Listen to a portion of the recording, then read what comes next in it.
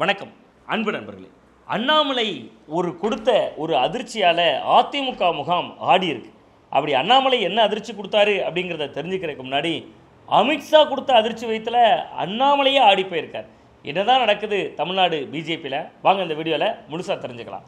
அதிமுக தமிழ்நாட்டில் ஒரு மாபெரும் மக்கள் இயக்கம், ஒரு 1.5 கோடி தொண்டர்களை கொண்ட இயக்கம், எனக்கு பின்னாடி இன்னும் 100 ஆண்டுகளுக்கு இந்த இயக்கம் இருக்கும் அப்படின்லாம் அன்றைய முதல்வரும் அதிமுகவுடைய பொதுச் செயலாளருமாக இருந்த விஜய் ஜெயலலிதா அவர்களால் போற்றப்பட்ட இயக்கம்னா அதிமுக. ஜெயலலிதா அவர்களுடைய மறைவுக்கு பின்பு அதிமுகவுடைய தலைமைத்துவம் இன்றைக்கு ஒற்றை தலைமையாக எடப்பாடி பழனிசாமி அவர்களுடைய கைகளில் இருக்குது. ஆனமின்னும் கூட அதிமுகவிலிருந்து வெளியேற்றப்பட்ட பன்னீர்செல்வம், டிடிவி தினகரன், சசிகலா போன்றவர்கள் தனித்தனியாக செயல்பட்டு வராங்க. இந்த நிலையில தான் பாஜக இதில் லீடு எடுத்து அதிமுகவுக்குள்ள பிளவுபட்ட அணிகளை எல்லாம் ஒரே கூட்டணிக்குள்ளே கொண்டு வரதுக்கான ஒரு முயற்சியில் இருக்காங்க. இதனுடைய உச்சமாக டிடிவி தினகரன் நேற்று கூட செய்தியாளர்களை சந்திக்கிறப்ப ஒரு விஷயம் குறிப்பிட்டிருந்தார். அதிமுக கேட்டுக்கிட்டா அவங்களுக்காகவும் நான் பிரச்சாரம் செய்ய தயாராக இருக்கேன் அப்படின்னு சொல்லியிருந்தார். இது தென் மாவட்டங்களில் அதிமுகவை பலப்படுத்தும் அப்படிங்கிறதா யூகிச்சாலும் கூட அதை கடந்து இந்த மேட்டரில் அதிமுகவுக்கு ஒரு பெரிய நெருக்கடியாக மாறி இருக்கிறது பாஜக தான். அது என்ன நெருக்கடி அப்படின்னு பார்த்தீங்கன்னா, ஒவ்வொரு முறை அமித்ஷா வருகிற பொழுதும் திமுக அலறாங்களோ இல்லையோ, கூட்டணி கட்சியாக இருக்கக்கூடிய அதிமுகவை அலற வச்சுட்டு போகிறார்.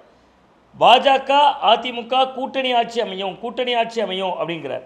கூட்டணி ஆட்சிக்கும் கூட்டணி அரசுக்கும் வித்தியாசம் இருக்குது. அவர் கூட்டணி ஆட்சி அமையும் தானே சொல்கிறாரு.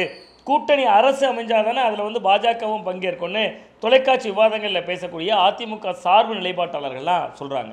இது ஒரு வகையில் பார்த்தா தமிழில் இருக்கக்கூடிய இரட்டுற மொழிதல், சிலேடை, வஞ்ச புகழ்ச்சியணி, இந்த மாதிரி கம்பகால இலக்கிய காலத்தில் அதிமுக ஆளுமைகள் இருந்தாங்களோன்னு கேட்கக்கூடிய அளவுக்கு ரொம்ப நகைப்புக்குரியதாக இருக்குது அவர்களுடைய விளக்கங்கள். இந்த சூழலில் தான் அண்ணாமலை டெல்லி பாஜக தலைமைக்கு ஒரு கடிதம் எழுதியிருக்கார். அதுலேயும் ரொம்ப குறிப்பாக அந்த கடிதத்தை பிரதமர் நரேந்திர மோடி அவர்களுக்கு எழுதியிருக்கார். அந்த கடிதத்தில் என்ன குறிப்பிட்டிருக்காருன்னா, அண்ணா திராவிட முன்னேற்ற கழகமும் பாஜகவும் தேர்தல் ரீதியாக ஒரு கூட்டணி உடன்பாடு வைத்திருக்கிறீங்க, ஓகே, மகிழ்ச்சி தான். நடந்து முடிந்த நாடாளுமன்ற தேர்தலில் அதிமுக 20% ஓட்டு எடுத்தாங்க, சரியாக சொல்லணும்னா 19.4% ஓட்டு எடுத்தாங்க. ஆனால் பாஜக 11% ஓட்டை எடுத்து விட்டது. ஸோ நம்ம கட்சி இங்கே வளர்ந்து விட்டது என்பதனால அதிமுகவிடமிருந்து 1/3 பங்கு தொகுதிகளை நம்ம கேட்டு பெறணும் அப்படின்னு மோடிக்கு ஒரு கடிதத்தை அண்ணாமலை எழுதியிருக்கார். அந்த கடிதத்தில் அவர் குறிப்பிட்டிருக்கிறது என்னென்னா, 150 தொகுதிகளில் அண்ணா திராவிட முன்னேற்ற கழகம் போட்டியிடுகிறது என்று சொன்னால், 150 தொகுதியில் அதிமுக போட்டிடுறாங்கன்னா அதில் 1/3 பங்கான 50 தொகுதிகளில் பாஜக போட்டியிடணும். அப்போ தான் நம்மளால் கூட்டணியில் ஆட்சியில் பங்கு, அதிகாரத்தில் பங்கு என்கிற குரலை எழுப்ப முடியும். அதிமுக ஒரு 150 தொகுதிகளில் போட்டியிட்டு ஒரு மைனாரிட்டி கவர்மெண்ட்டாக ஒரு 95 சீட்டு 100 சீட்டு தான் ஜெயிக்கிறாங்கன்னா, இப்படி தேர்தல் முடிவுகள் வருமானு நமக்கு தெரியாது, அண்ணாமலையினுடைய வியூகத்தை சொல்கிறோம். ஒரு 100 சீட்டு 90 சீட்டு தான் ஜெயிக்கிறாங்கன்னா, பாஜகவிலிருந்து ஒரு 20 பேர் 25 பேர் ஜெயித்திருந்தாங்கன்னா அவர்களுடைய ஆதரவோடு ஒரு அமைக்கக்கூடிய ஒரு மந்திரி சபை அமையும். அப்போ தான் நம்ம கூட்டாட்சியில் பங்கு பெற முடியும் அப்படின்னு அண்ணாமலை பிரதமர் நரேந்திர மோடி அவர்களுக்கு ஒரு கடிதம் எழுதியிருக்கார். இந்த கடிதம் குறித்த தகவல் எடப்பாடி பழனிசாமி அவருடைய காதுகளுக்கு எட்டுன நேரத்திலிருந்து அண்ணாமலை மறுபடியும் ஆரம்பிச்சிட்டாரா அப்படின்னு உச்சக்கட்ட டென்ஷனில் இருக்காரா எடப்பாடி பழனிசாமி. இந்த கடிதம் அரசல் புரசலாக ஊடகங்களில் விவாதங்களில் வந்ததை தொடர்ந்து அதிமுக முகாமும் ரொம்பவே டென்ஷனில் இருக்காங்களாம். ஆனால் அதையெல்லாம் தாண்டி அண்ணாமலையே இந்த கடிதத்தை ஏன்டா எழுதுறோன்னு நினைக்கிற அளவுக்கு ஒரு ட்விஸ்ட் வச்சுட்டு போயிருக்காரு உள்துறை அமைச்சர் அமித்ஷா. அப்படி என்ன அண்ணாமலைக்கு அதிர்ச்சி வைத்தியம் கொடுத்தாரு அப்படிங்கிறது ரொம்ப ரொம்ப முக்கியமானது. மதுரையை பொறுத்தவரை அரசியல் களத்தில் மிக மிக முக்கியமான ஒரு மண். திராவிட முன்னேற்ற கழகம் 48 ஆண்டுகளுக்கு பின்பு அந்த மதுரை மண்ணை தேர்ந்தெடுத்து தான் பொதுக்குழுவை நடத்துகிறாங்க. மதுரையில் திமுக பொதுக்குழு 48 ஆண்டுகளுக்கு பின்பு தான் அங்கே நடந்துச்சு. அந்த நேரத்தில் கூட புதிதாக மாற்றுத்திறனாளிகள் அணி, கல்வியாளர்கள் அணிலாம் உதயமாச்சு. ஸோ இந்த இடத்துல மிக மிக முக்கியமான ஒரு விஷயம் என்ன அப்படின்னு பார்த்தீங்கன்னா, அதே மதுரையில் திமுகவுக்கு பதிலடி கொடுத்துருக்கிறார் அமித்ஷா. அந்த அமித்ஷா வர்றதுக்கு முந்தைய நாள் மதுரையில் ஒரு அறையில் தங்கியிருந்தார். அவரை வரவேற்பதற்காக எங்கே அடுத்த நாள் வந்திருந்து அதிமுக பாஜக கூட்டணி ஆட்சி அமைப்போம் அப்படின்னு சொல்லுவார் என்பதையெல்லாம் கடந்து கிட்டத்தட்ட 3 மணி நேரம் அமித்ஷாவினுடைய வருகைக்காக சாலையில் காத்திருந்து அதிமுகவினுடைய சட்டமன்ற எதிர்க்கட்சியினுடைய தலைவர் ஆர்வி உதயகுமார் அவர்களும் செல்லூர் ராஜு அவர்களும் வரவேற்றிருக்காங்க. மதுரையில் இருக்கிற செய்தியாளர்கள் நம்ம நண்பர்கள்ட்ட பேசுகிறப்ப, உதயகுமார் ரொம்ப மெச்சூர்டானவர், டீசன்ட் பொலிட்டிஷியன், அவர்கிட்ட போய் கேட்டோம், நீங்கள் இன்னொரு திராவிட இயக்க பாரம்பரியத்தில் உள்ளவர், 3 மணி நேரம் அமித்ஷாக்காக நீங்கள் ரோட்டில் நிற்கிறீங்களே, என்னென்னா அவர் ஒரு உள்துறை அமைச்சருங்க அப்படின்னு அவர் பாணியில் நகைச்சுவையாக சொன்னார் அப்படின்னு சொல்கிறாங்க. ஸோ அப்போ உள்துறை அமைச்சரை வரவேற்ற அந்த காட்சியை நீங்கள் பார்த்தீங்கன்னா அன்றைய நாளில் அண்ணாமலை மிஸ் ஆகிருப்பார். நயனார் நாகேந்திரன் வரவேற்கிறார், பொன் ராதாகிருஷ்ணன் வரவேற்கிறார், அதிமுகவில் இருக்கக்கூடிய ஆர்பி உதயகுமார் வரவேற்கிறாரு, செல்லூர் ராஜு வரவேற்கிறார். ஏன் அன்னைக்கு அண்ணாமலை மிஸ்ஸிங் தேடி பார்த்தால் அண்ணாமலை அதே நாளில் கோயம்புத்தூரில் இசைஞானி இளையராஜா அவர்களுடைய ஒரு நிகழ்வில் பங்கேற்றிருக்கிறார். மறுநாள் காலையில் கூட்டம் நடைபெறுவதற்கு முன்பாக அண்ணாமலை அமித்ஷா அவர்களை சந்திக்க ஓடி ஓடி வந்து அந்த ரூமில் ஏறி படிக்கட்டெல்லாம் ஏறி அண்ணாமலை அருகில் போய் அமர்ந்தா அமித்ஷா ஒரு விஷயத்தை பேசியிருக்கிறார். அந்த பேசுகிற பொழுது தான் அமித்ஷா அவர்கள் குறிப்பிட்டார் அந்த உள்ளரங்கத்தில், யார் யார் என்ன பண்ணுறீங்கன்னு எனக்கு நல்லா தெரியும்.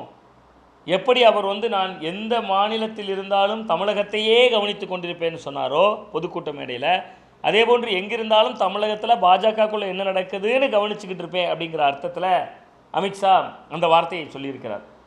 அப்போ தான் நயனார் நாகேந்திரன் மனது விட்டு பேசினாரா, என்னை மாநில தலைவராக போட்டிங்க, ஆனால் எனக்கு நெருக்கடி கொடுக்குற மாதிரி பலரும் தனித்தனியாக அறிக்கை விடுறாங்க, தனித்தனியாக பேசுகிறாங்க, ரொம்ப நெருக்கடியாக இருக்குன்னொன்னே அண்ணாமலையை நிமிர்ந்து பார்த்திருக்கிறார் அமித்ஷா. அது மட்டும் இல்லாமல் அண்ணாமலை கிட்ட மிக முக்கியமான ஒரு விஷயத்தை சொல்லியிருக்காராம், யாரும் அதிமுகவை சிறுமைப்படுத்தி பேசக்கூடாது, அதிமுக கூட்டணியை பற்றி கொச்சைப்படுத்தி பேசக்கூடாது, யாரும் அதிமுக எங்களுக்கு இத்தனை சீட்டு வேணும், இத்தனை சீட்டு தரணும், நாங்கள் இவ்வளோ பர்சன்டேஜ் எடுத்திருக்கோம், அவ்வளோ ஓட்டு எடுத்திருக்கோம், நம்ம அவ்வளோ பண்ணியிருக்கோம்னு எதுவும் பேசக்கூடாது. நம்முடைய இலக்கு அதிமுகவோடு அணி சேர்ந்து திமுகவை வீழ்த்துறது தான், அதனால் அமைதியாக இருக்கணும் அப்படின்னு சொல்லியிருக்காரு. உடனே அண்ணாமலை சொன்னாராம், ஹிந்தியிலேயே பேசியிருக்கார் அண்ணாமலை, நான் கூட என்னுடைய வேகத்தெல்லாம் குறைச்சிட்டேன், என்னோடய செயல்பாடுகளையே மட்டுப்படுத்திட்டேன், ரொம்ப அமைதியாக தான் இருக்கேன் அப்படின்னு இருக்கார். ஆனால் அமித்ஷா அவர்களுக்கு டெல்லிக்கு பிரதமர் நரேந்திர மோடி அவர்களுக்கு அண்ணாமலை எழுதிய அந்த கடிதத்தை அவர் படித்திருக்கிறார். அதனால தான் அவர் அரசியலில் வேறு டியூனில் போகுது, அதிமுகவை நெருக்குதலுக்கு உள்ளாக்கக்கூடாது, ஏற்கனவே கூட்டாட்சி ஆட்சியில் பங்கு அதிகாரத்தில் பங்குன்னு திமுகவில் விசிக மாதிரியான கட்சிகள் குரல் எழுப்புவதை போல தான் பாஜக இன்னைக்கு எழுப்பிட்டு இருக்காங்க. ஸோ அப்படி ஒருவேளை ஆட்சியில் பங்கு அதிகாரத்தில் பங்குல அந்த அளவிற்கு ஆர்வம் இருக்கிறது பாஜகவுக்குன்னா, டெல்லியில் அண்ணாமலைக்கு முக்கியத்துவம் இன்றைக்கு குறைந்திருப்பதாக சொல்லப்பட்டாலும் கூட அவருடைய குரல் நியாயமான குரல் தான். தமிழ்நாட்டிலையும் ஆட்சியில் பங்கு வேணும்னு அவர் கேட்குறத வாஸ்தவம்னு எடுத்துக்கிட்டால் கூட தம்பித்துறையை, இந்த இப்போ அது எம்பி ஆக்கப்பட்ட இன்பத்துறையை, இன்னும் இருக்கக்கூடிய ஒரு 3 பேர் இருக்காங்க, மொத்தம் 5 நாடாளுமன்ற உறுப்பினர்கள் அண்ணா திராவிட முன்னேற்ற கழகத்துக்கு இருக்குது, 2 மத்திய அமைச்சர்கள் கொடுக்கலாமே, அங்கே கொடுத்துட்டு இங்கே கேட்கலாமே. அதிமுக ஏன் அதை பேச மாட்டுது? அதிமுகவுக்கு அந்த அரசியல் ஏன் தெரியலை? 2026 சட்டமன்ற தேர்தலில் கூட்டாட்சி என்று கேட்கக்கூடிய பாஜக அவ்வளவு பெருந்தன்மையோடு ஒரு கூட்டாட்சிக்கு சம்மதிக்க வலியுறுத்தக்கூடிய பாஜக அதே பெருந்தன்மையோட அதிமுக கேட்காமலே 5 மாநிலங்களவை உறுப்பினர்கள் இருக்காங்க, அதில் 2 பேரை மத்திய அமைச்சராக்கலாமே. அந்த பாலிடிக்ஸ்லாம் பண்ண ஆரம்பிச்சிட்டாங்கன்னா அதிமுகவுடைய நிலைமை என்னாகும்? இதெல்லாம் நாம் பேச வேண்டியிருக்கிறது தனியாக இன்னொரு வீடியோவில். ஆனால் அதை விடுத்து பார்த்தா அமித்ஷா அண்ணாமலை மீது ரொம்ப உஷ்ணத்தை காட்டியிருக்கார், ரொம்ப கோபத்தை காட்டியிருக்கார். அதை விட மிக முக்கியமாக அமித்ஷா அவர்களுக்கு ஒரு ரிப்போர்ட் கொடுக்கப்பட்டிருக்கு. அந்த ரிப்போர்ட்டில் வார் ரூம் வைத்துக்கொண்டு தமிழக பாஜகவினுடைய தலைவர் நயனார் நாகேந்திரன் அவர்களை செயல்பட விடாமல் அண்ணாமலையினுடைய தூண்டுதலால் சில பேர் உட்கார்ந்து கொண்டு நயனார் நாகேந்திரனுக்கு எதிராக போஸ்ட் போடுறாங்க அப்படின்னு ஒரு ரிப்போர்ட்டை கொடுத்துருக்காங்க. ஆனால் அங்கே பொதுக்கூட்டம் நடக்கிற பொழுது நீங்கள் பார்த்தீங்கன்னா முதல்ல பேசியவர் ஒரு இன்ஸ்ட்ரக்ஷன் கொடுத்துருக்காரு, அமித்ஷாஜி உள்ளே வருவார், அமித்ஷாஜி உள்ளே வருகிற பொழுது யாரெல்லாம் கழுத்தில் துண்டு போட்டிருக்கதெல்லாம் எடுத்து நீங்கள் அப்படி தலைக்கு மேலே அப்படி சுற்றி சுற்றி அவரை வரவேற்கணும் அப்படின்னு இருக்கார். ஆனால் அமித்ஷாஜி உள்ளே வருகிற பொழுது வரவேற்றதை விட அண்ணாமலைஜி வருகிற பொழுது வரவேற்றவருடைய எண்ணிக்கை ரொம்ப அதிகமாகி அந்த கைதட்டல் அடங்கிருக்க ரொம்ப நேரம் ஆயிடுச்சு. அமித்ஷா மேடையில் பேசுகிற பொழுதும் அண்ணாமலையினுடைய பெயரை சொல்கிற பொழுது எழுந்த கைதட்டல் சுவாமி விவேகானந்தருக்கு சிகாகோ மாநாட்டில் எப்படி கைதட்டல் விழுந்துச்சோ அது மாதிரி அப்படின்னு நம்ம சொல்லலை, அண்ணாமலைக்கு ஆட்கள் சொல்கிறாங்க. அந்த அளவுக்கான கைதட்டல் அன்னைக்கு அரங்கத்தில் விழுந்ததை பார்க்க முடிஞ்சு. ஸோ இந்த மாதிரியான ஒரு இன்ஸ்ட்ரக்ஷனும் கொடுக்கப்பட்டிருந்துச்சு. அப்போ அமித்ஷா பார்க்குறாரு, அண்ணாமலை பேர சொன்னோன்னா இவ்வளோ கைதட்டுறாரு, நம்ம பார்த்துக்கலாம் தொலைக்காட்சியில் அன்றைய நாளில். அமித்ஷா ரொம்ப அழகாக ரியாக்ட் பண்ணி ஓ ஓ ஓ அப்படின்னு ரொம்ப ரசிக்கிறார் அதை. அப்படின்னா அவருக்கு போகிற போக்கில் ஒரு தேசிய தலைமைத்துவ பொறுப்பை கொடுத்துருக்கணுமே, ஏன் கொடுக்கல? ஒரு வார் ரூம் வைத்துக்கொண்டு அண்ணாமலை தான் எல்லாம் செய்கிறாருன்னா அங்கு மதுரையிலே திரண்டிருக்கக்கூடிய மொத்த கூட்டமும் 10 நிமிடம் கைதட்டுறாங்களே, அப்போ மொத்த பாஜகவும் அண்ணாமலையினுடைய வார் ரூமா? ஆனால் இதில் மிக முக்கியமான ஒரு விஷயம் இருக்குது. அமித்ஷா ஏன் அண்ணாமலையை மட்டுப்படுத்துகிறாருன்னா, கருணாநிதி அவர்களுக்கு எம்ஜிஆர் அவர்களுக்கு விழுந்த கைதட்டல் ஒரு காலகட்டத்தில் அவரை வெளியேற்ற காரணமாக இருந்தது. வைகோ அவர்களுக்கு விழுந்த கைதட்டல் தன் மகன் ஸ்டாலின் அவர்களை முன்னிலைப்படுத்துவதற்கு தடையாக இருந்ததால் வைகோ அவர்களை வெளியேற்ற காரணமாக இருந்தது. எந்த இயக்கத்திலும் ஒரு தனிநபர் வளர்ந்து வருவதை எந்த இயக்கமும் விரும்பாது. அப்படின்னா அவங்க கட்சி தலைவராக இருக்கணும், சீமானாக இருக்கணும், சீமான் சொந்த கட்சி வச்சுருக்கார், ஸோ அண்ணாமலைக்கு கிடைக்கக்கூடிய மிகு ஊடக வெளிச்சம், தமிழக பாஜகவுக்குள் அவர் கிடைக்கக்கூடிய மிகு கைதட்டல், இதெல்லாம் தேசிய தலைமைக்கு ஒரு தனி ஆவர்த்தனம் ஆடுவதாக ஒரு தோற்றம் தருது. இன்னொன்று, அண்ணாமலை அவர்கள் தொடர்ச்சியாக தமிழக பாஜக கிட்ட 20 சீட்டுக்கு மேலே நம்ம தனித்து நின்றாலே ஜெயிப்போம், அதிமுக அங்கே காலி ஆயிடுச்சுன்னு ரிப்போர்ட் கொடுத்து தான் தனித்து நின்றார். இன்றைக்கு மத்தியில் பாஜக ஆட்சி ஒரு மைனாரிட்டி அரசாக இருக்கிறதால, ஒருவேளை தமிழ்நாட்டில் அதிமுகவோடு அணி சேர்ந்திருந்தால் ஒரு 5-10 சீட்டு ஜெயிச்சிருக்கலாம், அதை அண்ணாமலை தான் கெடுத்து விட்டார் என்பதாக அவர்களுக்குள்ள ஒரு தாங்கல் இருக்குது. ஸோ அதையெல்லாம் வைத்து அண்ணாமலையிடம் லெஃப்ட் அண்ட் ரைட் வாங்கிவிட்டு சென்றதாகவும் சொல்லப்படுது. ஒரு அறிவுறுத்தல், ஒரு கடுமை காட்டியதாகவும், நயினா நாகேந்திரனோட அனுசரித்து போகணுங்கிற இன்ஸ்ட்ரக்ஷன் கொடுத்ததாகவும் சொல்லப்படுது. அதே நேரத்தில் நயினா நாகேந்திரனுக்கே சில டோஸ் விட்டுருக்காரு அமித்ஷா. நயினா நாகேந்திரன் வந்து எனக்கு பல பேர் ஒத்துழைக்கிறதே இல்லைங்க, நான் ரொம்ப போராடி அது பண்ணுறேன் இது பண்ணுறேன்னு சொல்லியிருக்காரு. இதெல்லாம் நீங்கள் தாங்க பார்க்கணும், உங்களை தலைமைத்துவத்துக்கு கொண்டு வந்தாச்சு, இனியுள்ள கதைகள்லாம் நீங்கள் தான் பார்க்கணும் என்பதாக நயினாருக்கும் இன்ஸ்ட்ரக்ஷன் கொடுத்திருக்கிறார். எது எப்படியோ அமித்ஷா வந்து சென்றிருக்கிறார். எல் முருகன் திமுக கூட்டணியில் இருக்கக்கூடிய கட்சிகளே எங்களோடு வரும் என்று பேசியிருக்கிறார்.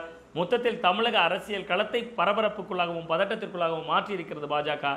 பார்க்கலாம் யாருக்கு இது பலம் தரப்போகிறது, யாரை இது பலவீனப்படுத்தப் போகிறது என்பதை காலம் தீர்மானிக்கும், மக்கள் தீர்மானிப்பார்கள். மீண்டும் நல்ல ஒரு அரசியல் அப்டேட்டோடு உங்களை சந்திக்கின்றேன். நான் உங்கள் சுவாமிநாதன், ஊடகவியலாளர். நன்றி, வணக்கம்.